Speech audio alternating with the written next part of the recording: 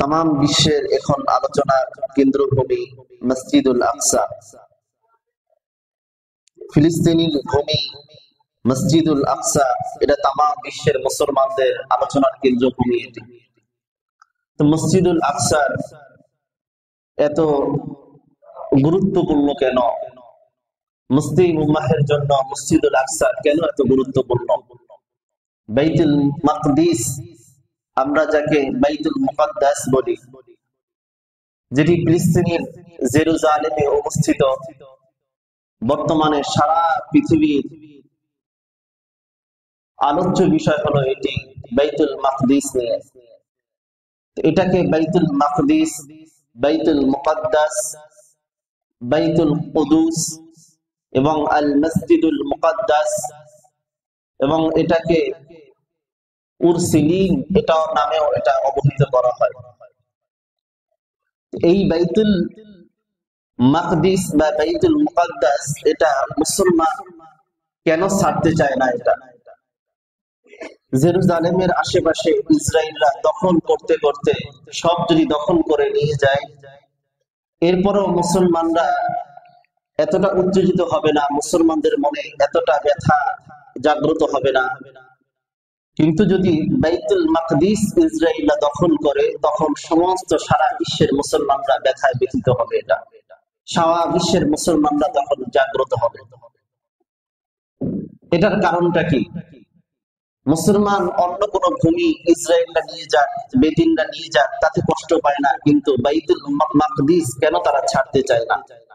এর কারণ হলো বাইতুল মাকদিস, বাইতুল মুকাদ্দাস এটা মুসলমানদের ঈমানের সাথে, বাইতুল মুকাদ্দাসের সাথে সম্পৃক্ততা আছে। জোরে বলেন সুবহানাল্লাহ। এই জন্য মুসলমানরা সব বিলিয়ে দিতে রাজি, কিন্তু তার ঈমান বিলিয়ে দিতে রাজি না। বাইতুল মাকদিস এর একটা গুরুত্বপূর্ণ আমাদের ইতিহাস। যেমন বাইতুল মাকদিসের দিকে যদি আমরা তাকাই, কয়েকটা গম্বুজ আমরা দেখতে পাই। এর মধ্যে একটা গম্বুজকে বলা হয় কুব্বাতুস সাখরা, আরেকটা গম্বুজকে বলা হয়, আরেকটা গম্বুজ আমরা দেখতে পাই, সেটার নাম হলো কুব্বাতুস সিলসিলা। আরেকটা গম্বুজ আছে যে গম্বুজের নাম হলো কুব্বাতুন নবী সাল্লাল্লাহু আলাইহি ওয়াসাল্লাম। তাহলে শুরুর যে গম্বুজ আছে, গম্বুজটা নিয়ে আমরা আলোচনা করি। কুব্বাতুস সাখরা, কুব্বাতুস সাখরাকে অনেকে মূল মসজিদ মনে করেন। এবং বাইতুল মাকদিস সম্পর্কে আমাদের একটা ধারণা, যে আমরা অনেকে মনে করি যে হযরত সুলাইমান আলাইহিস সালাতু ওয়াস সালাম এই বাইতুল মাকদিস এর নির্মাণ করেছেন। আসলে বিষয়টা এমন নয়। আজকের আলোচনার পরে আপনার এই বিষয়টা খোলাসা হয়ে যাবে, আপনার এই বিষয়টা স্পষ্ট হয়ে যাবে। কুব্বাতুস সাখরাকে অনেকে মূল মসজিদ মনে করে, আসলে বিষয়টা এমন নয়। কুব্বাতুস সাখরাকে খলিফা আব্দুল মালিক ইবনে মারওয়ানের নির্দেশে 689 থেকে 691 খ্রিস্টাব্দে এটা নির্মাণ করা হয়। এবং এটার নিচে সাখরা নামক একটি পাথর আছে, এই জন্য এটার নাম করা হয়েছে কুব্বাতুস সাখরা। এই গম্বুজের নাম হলো কুব্বাতুস সাখরা গম্বুজ। আর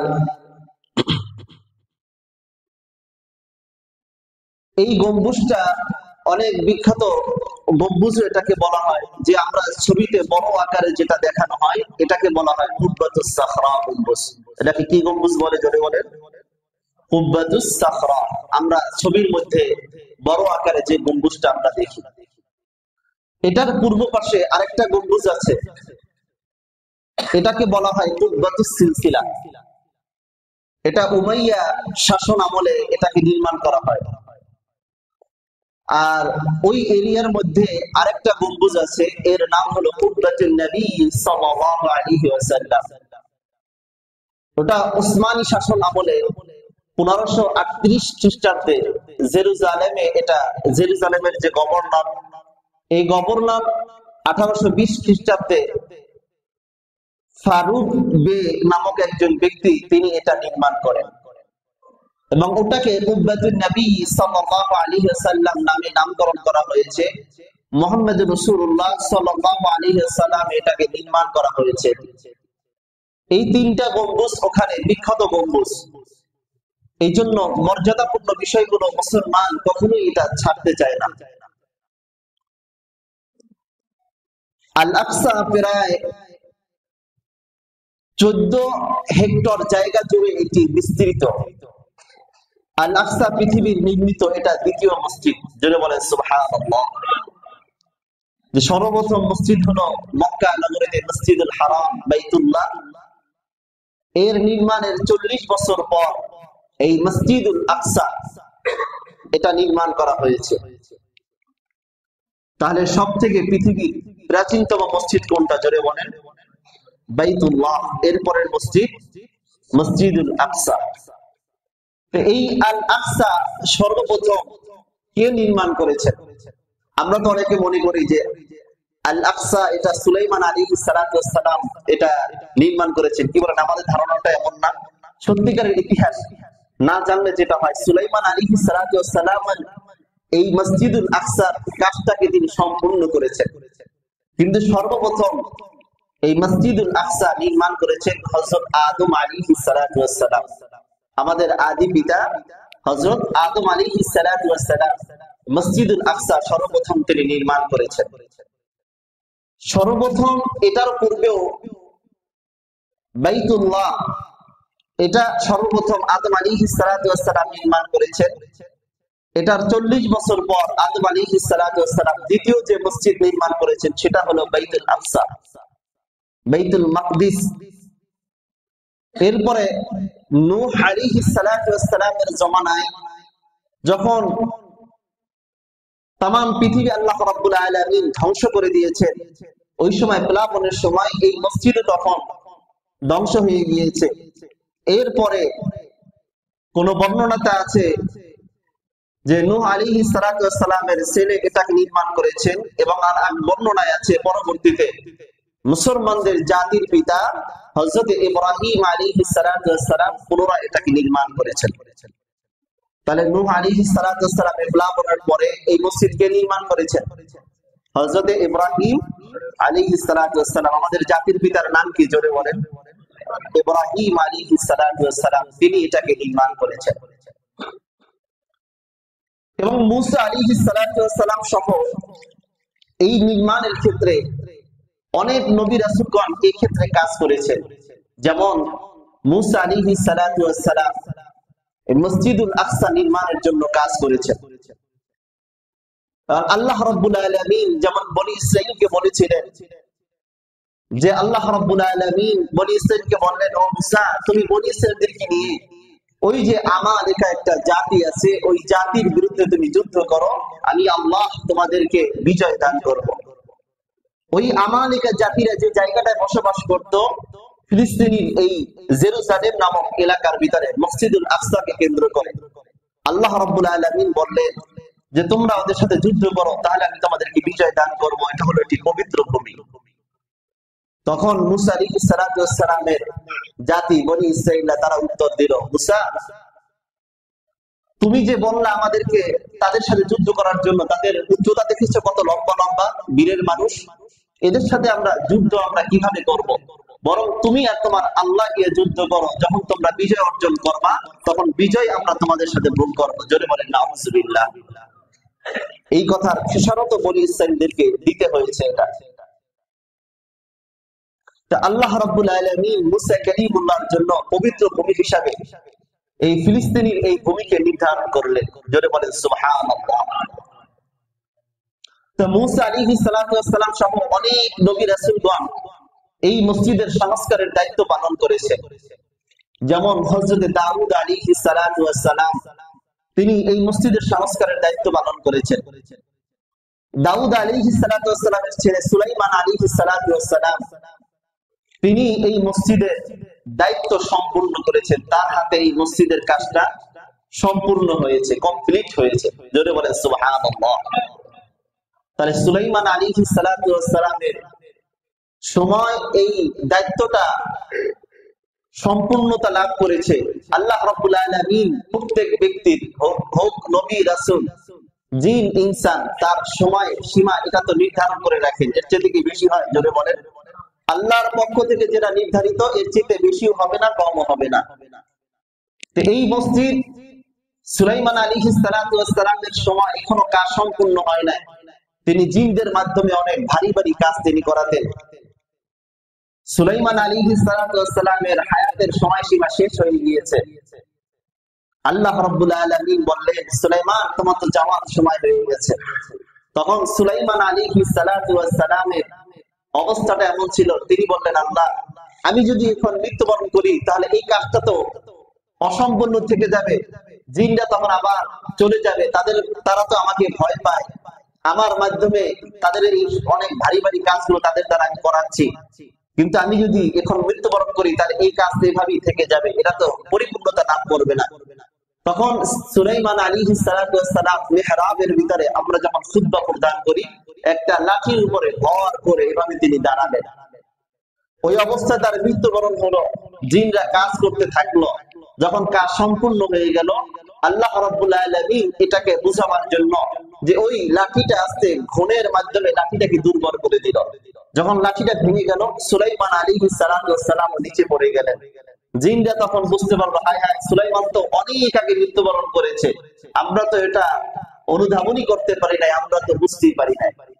এটার দ্বারা একটা জিনিস প্রমাণিত হয়, অনেকে মনে করে জিনরা গায়েব জানে। যদি জিনরা গায়েব জানতো তাহলে সুলাইমান আলাইহিস সালাতু ওয়াস সালাম যে মৃত্যুবরণ করেছে, একটা মানুষ মৃত্যুবরণ কতদিন পরে লাঠিটা ধরে ধরতে পারে, কতদিন পরে লাঠিটা বরবাদ হতে পারে, নষ্ট হতে পারে, একটা বিরাট একটা লম্বা সময়। তাহলে এতদিন পর্যন্ত জিনরা কিন্তু এটা জানতে পারে নাই। তাহলে যারা বলে যে জিনরা গায়েব জানে, জিনদের কাছে যায়, বা জিন নিয়ে যারা বাহানা করে এদের কাছে যারা যায়, এটা সম্পূর্ণরূপে এটা মিথ্যা, সম্পূর্ণরূপে এটা ধোঁকা। কথা বলেন ঠিক কিনা? সম্মানিত হাজিরিন, এরপরে সুলাইমান আলাইহিস সালাতু ওয়াস সালামের মাধ্যমে এই বাইতুল মাকদিস, বাইতুল মুকাদ্দাস পরিপূর্ণতা লাভ করে। সুলাইমান আলাইহিস সালাতু ওয়াস সালাম আল আকসা চত্বরে একটি আলিশান ভবন তৈরি করেন, যেটিকে হাইকাল সুলাইমান বলা হয়। পরবর্তী সময় ধর্ম বিকৃতিকারী ইহুদিরা ওটাকে তাদের মন্দির হিসেবে তারা গ্রহণ করে এবং তারা এটির নাম দেয় আলিমন টেম্পল। কি নাম দেয়? আলিমন টেম্পল। তো যাই হোক, এটা অন্য বিষয় আলোচনা, আমরা অন্য একদিনে আলোচনা করব মসজিদুল আকসার ইতিহাস যখন বর্ণনা করব। এই মসজিদুল আকসা মুসলমানদের কাছে কেন এত দামি? এর 13টি কারণ আছে। কয়টি কারণ? জোরে বলেন। 13টি কারণ। 1 নাম্বার, মক্কা মদিনার পরে পৃথিবীর সবচেয়ে পবিত্র এবং বরকতময় ভূমি হলো ফিলিস্তিনের বাইতুল মুকাদ্দাস। ফিলিস্তিনের বাইতুল মুকাদ্দাসের এই ভূমি বরকতময় ভূমি। এটি এমন একটি বরকতময় ভূমি, এখানে অগণিত নবী রাসূলগণের এটি মিলন কেন্দ্র। যদি বলেন সুবহানাল্লাহ। এটি অনেক নবী রাসূলগণদের জন্মস্থান এবং ওফাতের স্থান, মৃত্যুর স্থান, এবং অনেক নবী রাসূলগণদের কবর এবং বসবাসের স্মৃতি বিজড়িত একটি স্থান। এটি অরণ্য ভূমি। এটি তাহলে বলেন, এটি কি মুসলমানরা ছাড়তে পারে? এটা মুসলমানদের কাছে সারা পৃথিবীর ভিতরে যে মক্কা মদিনার পরে সবথেকে বরকতময় ভূমি এটি। আল্লাহ রাব্বুল আলামিন যে বরকতময় ভূমির কথা সূরা বনী ইসরাঈলের সর্বপ্রথম আয়াতের ভিতরে আল্লাহ রাব্বুল আলামিন বলেন, আল্লাযী বারাকনা হাওলাহু লিনুরিয়াহু মিন আয়াতিনা ইন্নাহু হুয়াস সামিউল বাসীর। আল্লাহ রাব্বুল আলামিন বলেন, এই বরকতময় ভূমি, এটাকে যেমন আমি বরকতময় করেছি, তার আশেপাশে যারা আছে এটাকেও আমি বরকতময় করে দিয়েছি। সুবহানাল্লাহ। তাহলে বরকতময় ভূমি এটি মসজিদুল আকসা, জেরুজালেম, এটি বরকতময় ভূমি। এটাকে কেন্দ্র করে তামাম বিশ্বের ভূমিকেও আল্লাহ রাব্বুল আলামিন বরকতময় করে দিয়েছেন। জোরে বলেন সুবহানাল্লাহ। কেন আল্লাহ রাব্বুল আলামিন এটা করেছেন? লিনুরিয়াহুম মিন আয়াতিনা, যেন আমি তাদেরকে দেখাতে পারি আমার নিদর্শন সমূহ। ইন্নাহু হুয়াস সামিউল বাসীর, নিশ্চয়ই আল্লাহ রাব্বুল আলামিন শ্রোতা এবং আল্লাহ রাব্বুল আলামিন সর্বদ্রষ্টা। এরপরে আল্লাহ রাব্বুল আলামিন মুসা আলাইহিস সালাতু ওয়াস সালামের ভাষায় এই ফিলিস্তিনের এই ভূমিকে বরকতময় ভূমি হিসাবে কোরআনুল কারীম ভিতরে সম্বোধন করেছেন।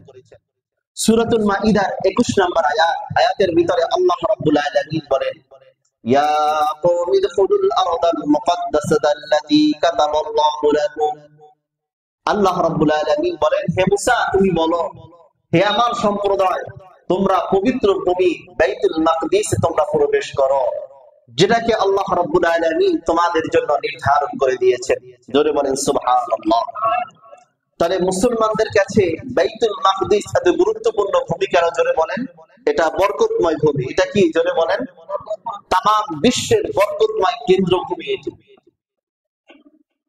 দ্বিতীয় নাম্বার কারণ যে মুসলমানদের কাছে মসজিদুল আকসা কেন এত গুরুত্বপূর্ণ?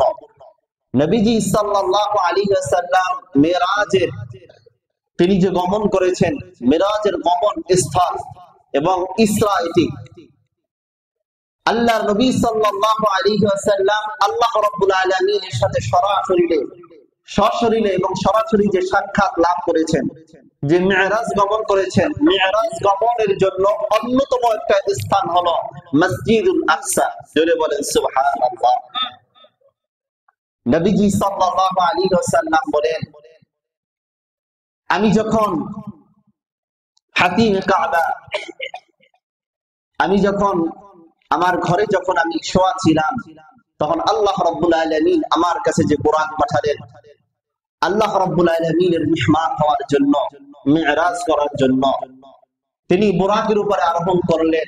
বুরাক সর্বপ্রথম যে জায়গাটা গিয়ে থামলো সেটা হলো বাইতুল মাকদিস।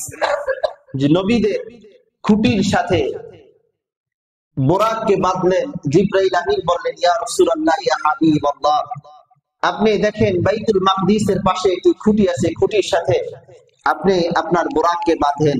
আল্লাহর নবী তার বুরাককে খুঁটির সাথে বাঁধলেন। তখন জিবরাইল আমিন বললেন, এই খুঁটির সাথে অমুক অমুক নবীগণ তাদের বাহনগুলো বেঁধেছিলেন। জোরে বলেন সুবহানাল্লাহ। তখন নবী বললেন, তাহলে ওই নবীদের সুন্নাতের উপরে আমার আমল হয়ে গেল। আল্লাহর নবী সাল্লাল্লাহু আলাইহি ওয়াসাল্লাম সেখানে বাইতুল মাকদিসে প্রবেশ করলেন, 2 রাকাত সালাত আদায় করলেন। যখন এই মিরাজের ঘটনাগুলো মক্কাতে বলতেছিলেন, আবু জাহাল সে মানুষের বলতেছিল, মুহাম্মদ এতদিন পর্যন্ত যা বলতো এটা তো বিশ্বাস করা যেত, কিন্তু এখন যেটা বলছে এটা তো পশ্চিম কারো বিশ্বাস নয়। সে নাকি জান্নাত জাহান্নাম দেখে আসছে, সে নাকি বাইতুল মাকদিস দেখে আসছে, সে নাকি বাইতুল মামুর দেখে আসছে। আবু বকর সিদ্দিকের কাছে এই ঘটনা বর্ণনা করেছে। তখন আবু বকর সিদ্দিক রাদিয়াল্লাহু তাআলা আনহু আবু জাহালের এই কথা শুনে তিনি সাথে সাথে বললেন, এটা কে বলেছে? বলে, তোমার নবী মুহাম্মদুর রাসূলুল্লাহ সাল্লাল্লাহু আলাইহি ওয়াসাল্লাম বলেছে। তখন আবু বকর সিদ্দিক তিনি সাথে সাথে বললেন, নবীজি সাল্লাল্লাহু আলাইহি ওয়াসাল্লাম যেটা বলেছেন এটা সত্য। জোরে বলেন সুবহানাল্লাহ। তখনই তিনি সিদ্দিক উপাধি লাভ করেছেন। আবু জাহাল এখানে যখন বিভ্রান্তি করতে যখন ব্যর্থ হলো, তখন সে বলল, আচ্ছা মুহাম্মদ, তুমি তো বাইতুল মাকদিসে প্রবেশ করেছো, তাহলে তুমি বলো তো বাইতুল মুকাদ্দাস, বাইতুল মাকদিসের কয়টা দরজা আছে, কয়টা জানালা আছে?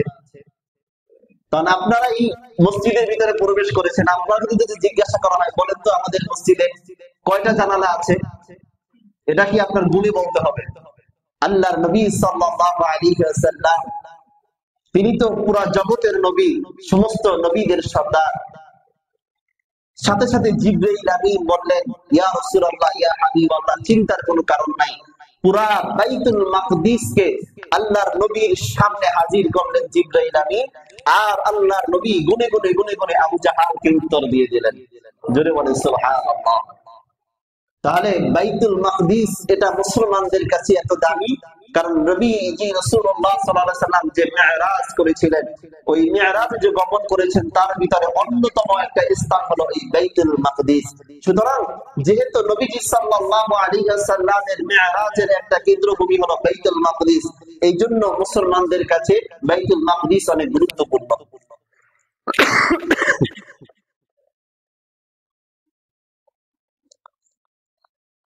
বাইতুল মাকদিস মুসলমানদের কাছে এত গুরুত্বপূর্ণ, ফিলিস্তিনের এই ভূমি জেরুজালেম মুসলমানদের কাছে এত গুরুত্বপূর্ণ, তার আরেকটা কারণ হলো বাইতুল মাকদিস এটি মুসলমানদের প্রথম কিবলা। এটি নবীজি সাল্লাল্লাহু আলাইহি ওয়াসাল্লাম সর্বপ্রথম নামাজ ফরজ হওয়ার পরে 16 থেকে 17 মাস বাইতুল মাকদিসের দিকে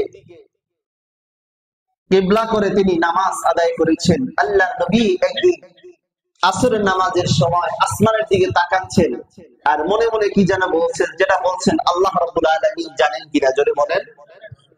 তা আকাশের দিকে তাকান আর মনে মনে কামনা করেন আল্লাহ রাব্বুল আলামিন যদি বাইতুল্লাহকে যদি কিবলা করে দিতেন, আল্লাহ রাব্বুল আলামিন আসরের নামাজ দাঁড়াবেন, ওই অবস্থায় আল্লাহ রাব্বুল আলামিন আল্লাহর নবীর কাছে ওহী প্রেরণ করলেন যে নবী, আজকের থেকে বাইতুল্লাহকে আপনার জন্য কেন্দ্র করা হলো, আপনার মনের যেটা চাওয়া পাওয়া ছিল, মনের যেটা কামনা ছিল, আল্লাহ রাব্বুল আলামিন তা পূর্ণ করে দিলেন। জোরে বলেন সুবহানাল্লাহ। আল্লাহর নবীর কেন এমন চাওয়া পাওয়াটা ছিল, তার কারণ ছিল বাইতুল মাকদিস এটা ইহুদিদের কিবলা। এটা তা আল্লাহর নবী চেয়েছিলেন যে ইহুদিদের সাথে আমাদের এত বড় একটা গুরুত্বপূর্ণ ইবাদতের যাতে মিলটা না থাকে। কিন্তু আজকের আমাদের মুসলমান, আমরা ইহুদিদের সাজসজ্জা, ইহুদিদের আদব আখলাক সবগুলো আমরা গ্রহণ করেছি, অথচ আল্লাহ রাব্বুল আলামিনের একটা নির্ধারিত বিধান এটাও যদি ইহুদিদের আমলের সাথে মিল না থাকে, এটার প্রতিও আল্লাহর নবী আল্লাহর কাছে এটা অভিযোগ করেছেন। সম্মানিত হাজিরিন, তাহলে বাইতুল্লাহ আমাদের কিবলা হলো, বাইতুল্লাহ আমাদের দ্বিতীয় কিবলা। আমাদের প্রথম কিবলা কি, জোরে বলেন? মসজিদুল আকসা, বাইতুল মাকদিস বা বাইতুল মুকদ্দাস। তো এই জন্য মুসলমানদের কাছে এটি গুরুত্বপূর্ণ জায়গায়। চতুর্থ নাম্বার, বাইতুল মাকদিস এটি মহান আল্লাহ রাব্বুল আলামিনের দ্বিতীয় গৃহ, দ্বিতীয় মসজিদ। এটি আদম আলাইহিস সালাতু ওয়াস সালামকে আল্লাহ রাব্বুল আলামিন আদেশ করলেন যে তুমি মসজিদ নির্মাণ করো। তিনি সর্বপ্রথম মসজিদুল হারাম তিনি নির্মাণ করলেন। তিনি দুইটি মসজিদ নির্মাণ করলেন। মসজিদুল হারাম নির্মাণের 40 বছর পরে তিনি মসজিদুল আকসা নির্মাণ করলেন। যদি বলেন সুবহানাল্লাহ। আর পুনরায় তিনি সংস্কার করেছেন হযরত ইব্রাহিম আলাইহিস সালাতু ওয়াস সালাম। আর মসজিদুল আকসা স্বয়ং সম্পূর্ণতা লাভ করেছে, কাজ পরিপূর্ণ হয়েছে কার মাধ্যমে? হযরত সুলাইমান আলাইহিস সালাতু ওয়াস সালামের মাধ্যমে। তাহলে যেহেতু এই মসজিদটি সর্বপ্রথম নির্মাণ করেছেন আমাদের আদি পিতা আদম আলাইহিস সালাতু ওয়াস সালাম, এবং এই মসজিদ সংস্কার করেছেন আমাদের জাতির পিতা হযরত ইব্রাহিম আলাইহিস সালাতু ওয়াস সালাম, এবং এই মসজিদ স্বয়ং সম্পূর্ণতা লাভ করেছে সুলাইমান আলাইহিস সালাতু ওয়াস সালামের মাধ্যমে। তো এই জন্য মুসলমান এই ভূমি, এই মসজিদকে মুসলমান ছাড়তে পারে না। মুসলমানদের কাছে এটি গুরুত্বপূর্ণ একটি মসজিদ। যেমন আল্লাহ নবী সাল্লাল্লাহু আলাইহি সাল্লামের একটি হাদিসে বর্ণনা করেছেন আবু যার গিফারি রাদিয়াল্লাহু তাআলা আনহু। আবু যার রাদিয়াল্লাহু তাআলা আনহু থেকে বর্ণিত, আন নবী যার রাদিয়াল্লাহু আনহু قال, আবু যার গিফারি রাদিয়াল্লাহু তাআলা আনহু থেকে বর্ণিত, তিনি বলেন, কুলতু ইয়া রাসূলুল্লাহ, আমি আল্লাহ রাসূল সাল্লাল্লাহু আলাইহি ওয়াসাল্লামকে জিজ্ঞাসা করলাম, ইয়া রাসূলুল্লাহ, ইয়া হাবিবাল্লাহ, আইয়ু মাসজিদিন মুদিআ ফিল আরদ, কোন মসজিদ সর্বপ্রথম ভিত্তি স্থাপন করা হয়েছে? আল আউয়াল, আল্লাহর নবী বলেন আল আউয়াল, এক নাম্বার। ক্বালা আল মাসজিদুল হারাম, ক্বালা আল মাসজিদুল হারাম, এক নাম্বার মসজিদুল হারাম। ক্বালা, তখন তিনি বললেন, আবার আল্লাহর নবীকে জিজ্ঞাসা করলেন, কুলতু, আমি বললাম, সুম্মা আইয়ু, এরপর কোন মসজিদটি নির্মাণ করা হয়েছে মসজিদুল হারামের পরে? ক্বালা, তিনি বললেন, সুম্মাল মসজিদুল আকসা, এরপর মসজিদুল আকসা। কুলতু, এরপর আমি আবার আল্লাহর নবীকে জিজ্ঞাসা করলাম, কাম বাইনাহুমা, এই দুই মসজিদ যে আদম আলাইহিস সালাম নির্মাণ করেছেন, এর মাঝে ব্যবধানটা কত বছর ছিল? আল্লাহ নবী সাল্লাল্লাহু আলাইহি ওয়াসাল্লাম বলেন 40 আমান, 40 বছর। কত বছর? তাহলে আমরা হাদিস দ্বারা একটি দলিল আমরা জানলাম। তাহলে এই জন্য মসজিদুল আকসা আমাদের কাছে কি অনেক গুরুত্বপূর্ণ একটি জায়গা, এটি অনেক গুরুত্বপূর্ণ একটি মসজিদ। পঞ্চম নাম্বার, মসজিদুল আকসা, মসজিদুল আকসায় এই মসজিদুল বাইতুল মুকাদ্দাসে সফরের প্রতি রাসূলুল্লাহ সাল্লাল্লাহু আলাইহি ওয়াসাল্লাম বিশেষ গুরুত্ব আরোপ করেছেন, বিশেষ গুরুত্ব দিয়েছেন। আল্লাহ নবী সাল্লাল্লাহু আলাইহি ওয়াসাল্লাম বলেন, قال رسول الله صلى الله عليه وسلم, আল্লাহ রাসূল সাল্লাল্লাহু আলাইহি ওয়াসাল্লাম বলেন, لا تعمل المطيع إلا في ثلاثة مساجد। আল্লাহ নবী সাল্লাল্লাহু আলাইহি ওয়াসাল্লাম বলেন, তিনটা মসজিদ যার জন্য সাওয়ারির আয়োজন করা, যার জন্য সাওয়ারির ব্যবস্থা করা, সাওয়ারির মাধ্যমে হলো এই মসজিদগুলোতে যাওয়া। আল্লাহ নবী বলেন, এক নাম্বার ইলাল মসজিদিল হারাম, এক নাম্বার মসজিদুল হারাম, কোথায়? বাইতুল্লাহ। দ্বিতীয় নাম্বার ওয়া ইলা মসজিদি, আমার মসজিদ, এই মসজিদুন নববী, মসজিদে নববী, মদিনায় মসজিদে নববী। আল্লাহ নবী বলেন, আমার মসজিদে তোমরা যাও। তিন নাম্বার ওয়া ইলা মসজিদি ইলিয়া আও বাইতুল মাকদিস, অথবা ইলিয়া মসজিদ বা বাইতুল মাকদিস। মসজিদে ইলিয়া বলতে বাইতুল মাকদিস কে বোঝানো হয়, আল আকসা কে বোঝানো হয়। তাহলে আল্লাহর নবী এই তিনটা মসজিদে সফর করার জন্য বলেছেন, তার ভিতরে অন্যতম একটা মসজিদ কি জলে বলেন? মসজিদুল আকসা। এই জন্য আমাদের কাছে মসজিদুল আকসা অনেক গুরুত্বপূর্ণ একটি মসজিদ। 6 নাম্বার, মসজিদুল আকসা আমাদের কাছে কেন এত গুরুত্বপূর্ণ? মসজিদুল আকসায় নামাজ পড়লে অনেক সওয়াব অর্জন হয়। আল্লাহ রাসূল সাল্লাল্লাহু আলাইহি ওয়াসাল্লাম বলেন, قال رسول الله صلى الله عليه وسلم, আল্লাহ রাসূল সাল্লাল্লাহু আলাইহি ওয়াসাল্লাম বলেন, ফাদলুস সালাতি ফিল মাসজিদিল হারাম আলা গায়রিহি মিয়াতি আলফি সালাত। যে ব্যক্তি মসজিদুল হারামে এক রাকাত নামাজ আদায় করবে, আল্লাহ রাব্বুল আলামিন এক এক রাকাতের নামাজের বিনিময়ে তাকে 1 লক্ষ রাকাত নামাজের সওয়াব অর্জনের তৌফিক দিবে। তাহলে মসজিদুল হারামে আপনি নামাজ আদায় করবেন কি? 1 রাকাত, আর আল্লাহ রাব্বুল আলামিন আপনাকে 1 লক্ষ রাকাত নামাজ পড়ার সওয়াব আল্লাহ রাব্বুল আলামিন আপনাদের দান করবেন। কিন্তু বড় আফসোসের বিষয়, আমরা এমন মুসলমান, অনেক মানুষ আছে উমরাতে যায়, গিয়ে তারা ঠিকভাবে মসজিদুল আকসায় গিয়ে নামাজ পড়ে না, হোটেলে নামাজ আদায় করে। কি বলেন, এমন মানুষ আছে কি নাই? বহুত আছে, বহুত আছে। এমন রুমের ভিতরে নামাজ আদায় করে। এরপরে আল্লাহর নবী সাল্লাল্লাহু আলাইহি ওয়াসাল্লাম বলেন, ওয়াফি মাসজিদি আলফু সালাত,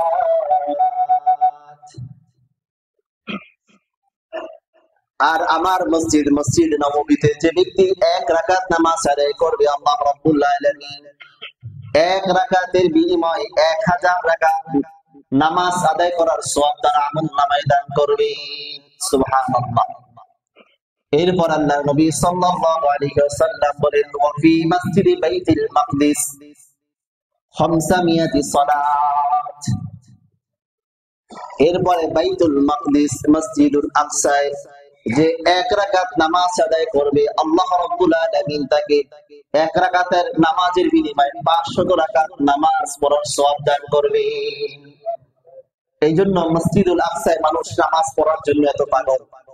তো এই জন্য মসজিদুল আকসা আমাদের কাছে এত গুরুত্বপূর্ণ, যেহেতু আল্লাহ রাব্বুল আলামিন পৃথিবীর ভিতরে সবথেকে বেশি সওয়াব অর্জনের যে মসজিদগুলোর ভিতরে নির্ধারণ করেছেন, এর ভিতরে অন্যতম একটি কি জোরে বলেন? মসজিদুল আকসা। এরপরে 7 নাম্বার কারণ, বাইতুল মাকদিস এটি ওহী অবতরণের স্থান, এটি এবং নবী রাসূলগণদের ভূমি এটি।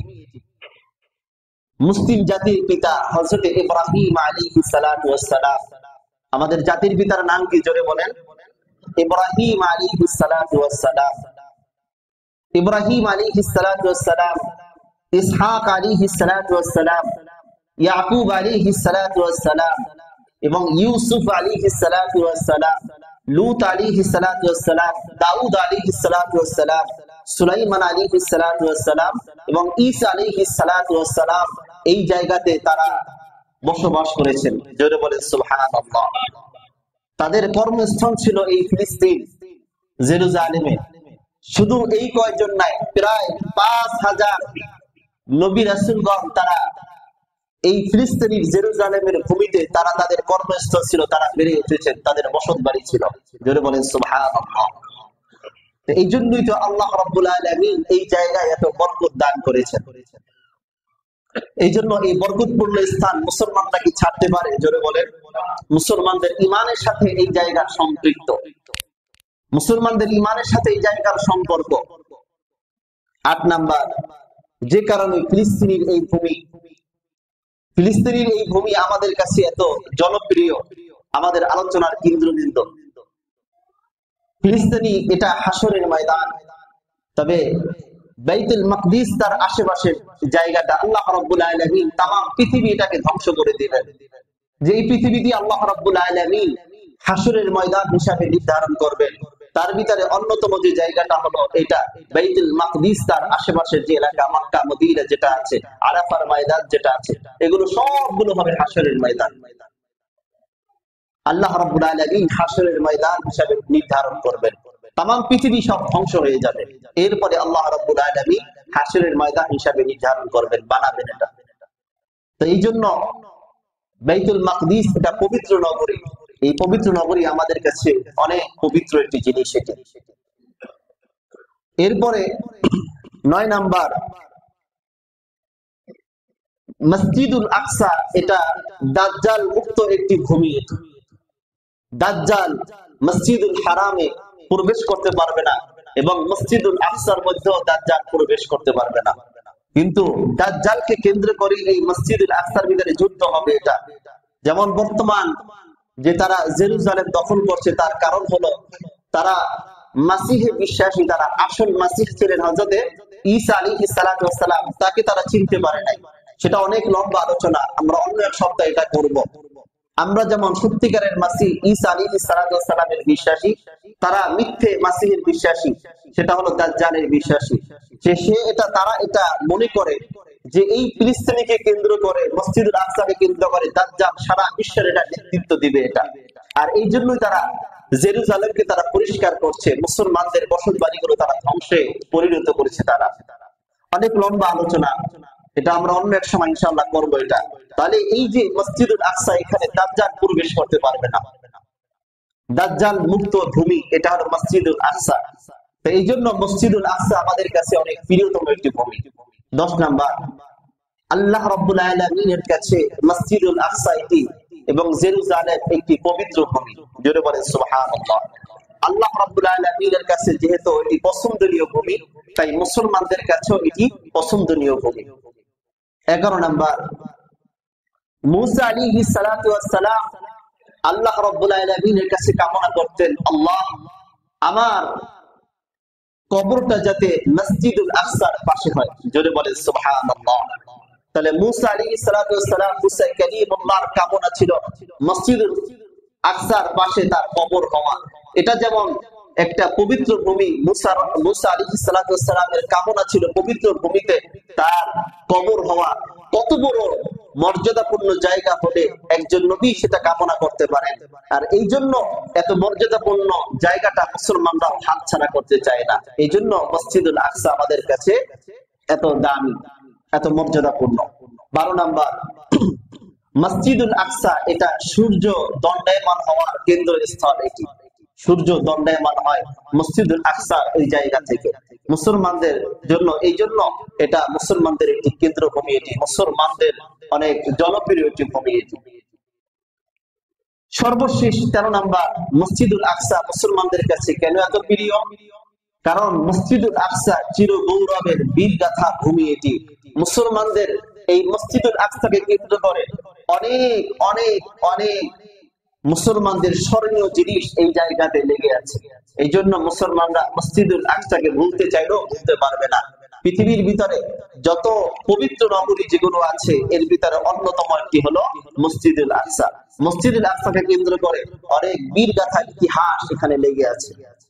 সালাউদ্দিন আইয়ুবী রহমাতুল্লাহি আলাইহি তিনি খ্রিস্টানদের কবল থেকে যখন মসজিদুল আকসা এটা তিনি যখন উদ্ধার করেছিলেন, গাজী সালাউদ্দিন আইয়ুবী রহমাতুল্লাহি আলাইহি ইতিহাস আপনি ইতিহাস পড়েন তাহলে গাজী সালাউদ্দিন আইয়ুবী রহমাতুল্লাহি আলাইহি ইতিহাস আপনি জানতে পারবেন যে একজন খ্রিস্টান মুসলমানদেরকে হত্যা করতেছিল, তখন একটা লোক একজন মুসলমান সে দৌড় দিয়ে গিয়ে মসজিদের ভিতরে সে পলায়ন করেছে, নামাজে দাঁড়িয়ে গিয়েছে।